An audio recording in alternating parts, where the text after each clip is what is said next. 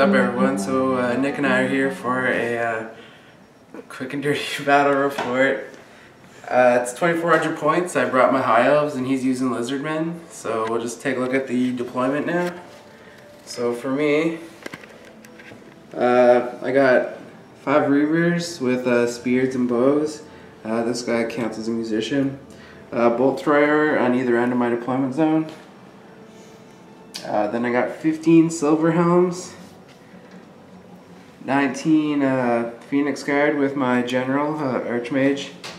Then I got 10 Dragon Princes and my BSBs in there with them. Get this out of the shot. Then I have 9 Sisters of Averlorn with the character version in there as well. I got 13 Archers to fill out my core tax. Another Bolt Thrower on the end, and a Frostheart Phoenix. Rusty poo.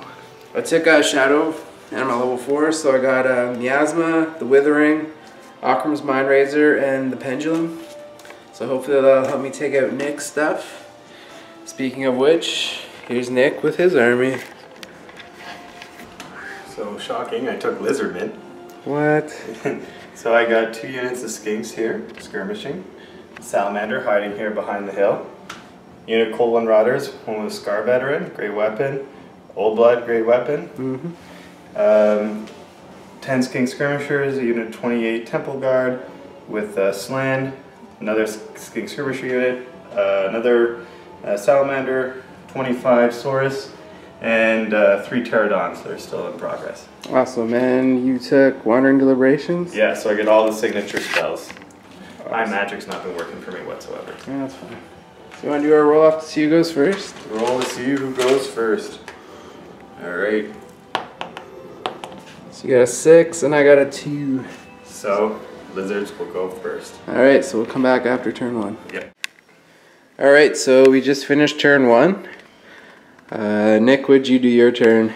Moved up a little, tried to position some skinks, did a bit of shooting, killed 2 of these guys. Well, Andrew will tell you what happened later. I'll tell you what happened on my turn after. Yeah, because that was his turn. Luckily, Pterodons dropped some rocks on the Bolt Thrower, killed the Bolt Thrower, so now they're going to go cause nonsense, or they basically recuperated what I want them to do, so they can do whatever they want now. Yep. Cast a bit of magic, was uneventful. My Slan's not really kitted super well, but he casted Miasma and reduced the movement of the Knights by 3. Yep. Not sure if that's going to mean anything, but we'll see what happens.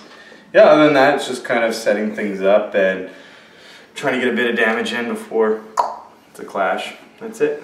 Yep, so on my turn, I moved my archer blocks up and then shot at this skink unit, which has 2 guys left because they passed their leadership save.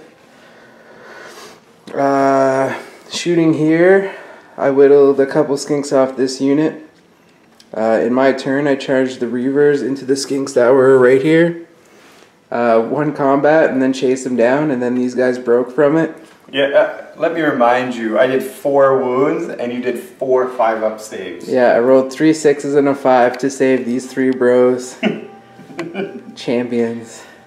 I guess me rolling well. You rolling well. And in my magic phase, I also cast Miasma on his cold ones and got them -2 to their movement. That's basically everything that happened. I'm not really sure what I'm going to do about this. Those Pterodons going to wreck my face from the side. But yeah, we'll come back after turn 2. Alright, see you after turn 2. Alright, so we're here with end of turn 2. So Nick, he came up. Skinks here moved up and the 2 Salamanders unloaded on my no longer their sister unit. I think that's about it. Shut down his magic phase. No charges or anything. On my turn, my reavers came up here, tried to shoot those skinks, but they survived. I tried to shoot these 2, the hero sister and the archers on those skinks, only killed like 1, so that wasn't very good. Magic was pretty uneventful on my side too.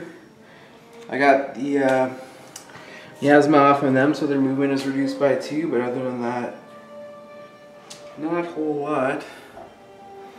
We'll see what happens turn 3, I guess. Alright, so we're here at the end of turn 3. On Nick's turn, he moved up his Cold One Knights. They're not there anymore. We'll get into that in a second. Skinks came up, shot a bunch. Didn't get anything though. His Salamander shot up. Who did he shoot at? The Phoenix Guard. Oh, the Phoenix Guard, right. So both of his Salamanders shot the Phoenix Guard, killed the guy. That's it, I guess. His Pterodons moved up a little bit. And that's about it. On my turn, I cast Akram's Mind Razor on the Silver Helm bus. Dimensional Cascade my Wizard. So he's gone. Then they charged the Salamander that was right here. Overran into the to the Cold One bus and killed them. The Dragon Princes joined the fight. They overran and failed a stubborn leadership 8 cold-blooded test. Yeah, he's pretty salty about that. Yes, I am. And then the Dragon Princes are gonna stay there. I tried to kill the Salamander with my archers. I did like a wound and it stuck and then faced me. The Handmaiden and these 3 archers shot at the 2 skinks that were left, and there's still one left and he's fine. He's just loving it. And then the Phoenix, who fell off his base, he jumped backfield to get away from these guys who keep shooting him all day. How you doing, Nick? You got like, one. the gimmick, you know, cold-blooded, leadership 8, stubborn. I should be able to hold up 2 units for half the game, but no, it's fine. Let's just fail that. That's fine. You should, well, yeah. You got wine. That's your friend, right? It is. All right. All right. We'll be back for turn 4. Yeah. All right. So on this turn, Nick's Searing Doomed my Silver Helms, and here's the casualty pile, and here's who's left. So they booked it back this way because that was fucked up. His Pterodons tried to poison shoot this, didn't work. On my turn, I shot them, killed one, and they pieced out. Other than that, I sort of just formed up my lines. I finally shot off that skink unit that was right here, and Nick's just sort of moving up, bringing his Saurus blocks into range of combat and stuff. But who's left? Little Skinky. Little Skinky survived. The bird's there chilling. Yeah, that's probably a problem. He's probably just that's gonna be a problem. He's probably just gonna follow and harass until it's time to get in combat. Yeah. So how's it going, Nick? This in my mind played out differently.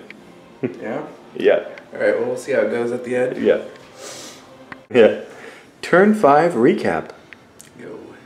Alright, so on Nick's turn, what'd Nick do? Not an awful lot, I'm gonna be honest. Oh yeah, you fireballed off my... Oh yeah, character. My Handmaiden of the Everqueen. I think that was about it. Wow. Moved up your Saurus a bit. The Pterodon didn't do anything. Oh, he rallied, but he's fleeing again.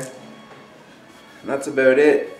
On my turn, I charged my 1 lone Reaver into the 1 lone skink, and he's still there, so you know how that went. The Frostheart charged the Temple Guard in the back, did a couple wounds, and then they reformed. I'm happy with that. Other than that, these 2 things moved up. These Silver Helms just pieced out. They're gonna sort of hide back here for the rest of the game. And the Bolt Thrower shot off another Pterodon, and they're fleeing again. Oh, that's right. In his magic phase, though, he Spirit Leeched off my BSB.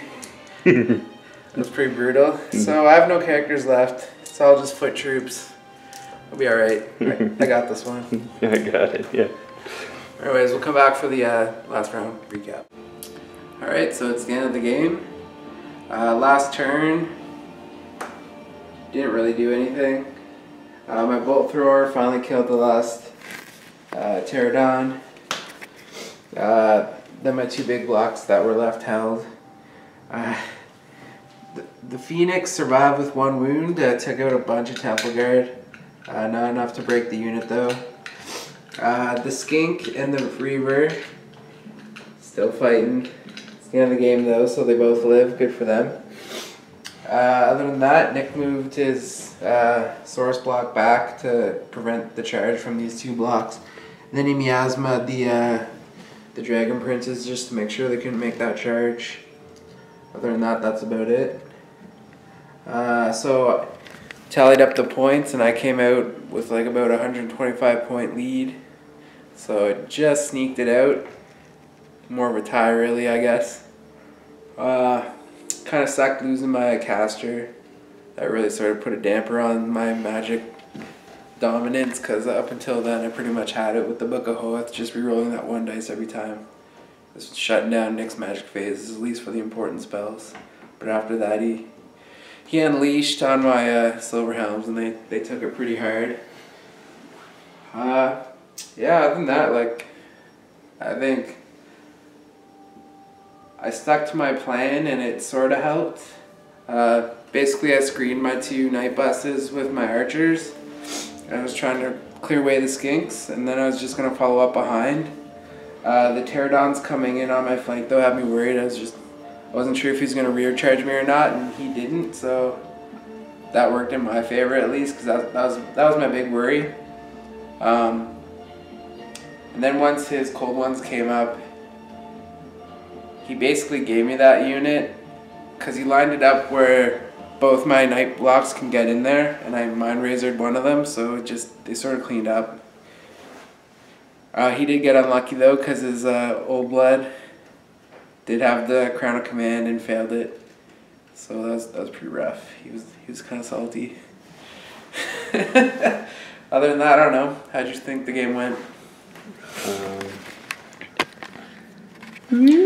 I think the game went fine. I can't complain. Like, yeah, I missed that leadership 8 stubborn cold-blooded roll because, yeah, it was kind of a miscalculation. Had him lined up for the Dragon Princes and the Mind Razored Silver Helms, but I wasn't too worried because the Old Blood has a ward save, and if I kept him in challenges for most of the combat, as long as he stayed alive, I could tie them up and he would hack away. Yeah. So the one little thing there holding it all together was that. But you know, I can't complain about rolls like that when Andrew Dimensional cascades his mage, so yeah. You know, like, that's just Warhammer and how things go. That's fine. A little bit of a deployment thing. I think I would have moved the Temple Guard a bit further back, but I don't know. I think it's just kind of one of the issues is I've been trying Banner of the Eternal Flame on my Temple Guard, so that's why I was very timid getting them into combat with the Dragon Princes, because then I would just give them a 2-up ward. Right.